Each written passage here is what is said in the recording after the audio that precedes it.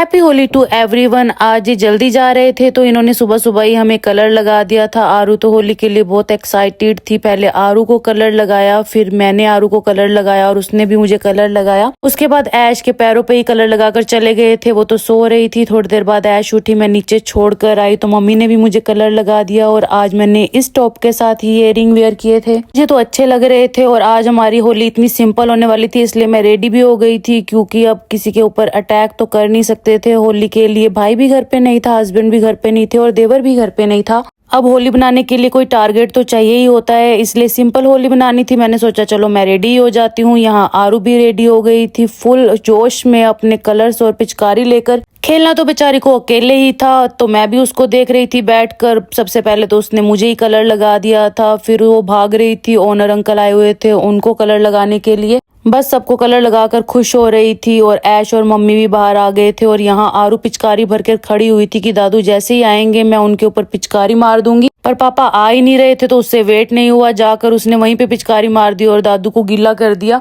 फिर खुद ही पिचकारी भर के दे रही थी कि दादू अब मेरे ऊपर मारो पिचकारी। उसके बाद अंकल आ गए थे उसके ऊपर पूरा का पूरा जग उड़ेलने के लिए। कहते आज मैं तेरे को भिगोता हूँ। फिर मेरे पास पिचकारी ले आई भर के कि मेरे ऊपर पानी डालो। खुद ही बेचारी भीग रही थी। उसके बाद इतना सारा मुट्ठी में कलर लेकर आई और मेरे फेस पर लगाने लग गई थी। कभी दादू को भिगो रही थी, कभी दादी को भिगो रही थी। और मम्मी भी ऐश को घुमा रहे थे प्रैम में। उसके बाद मैंने उसको बोला चल तू मेरे पास आ, मैं खेलती हूँ तेरे साथ होली।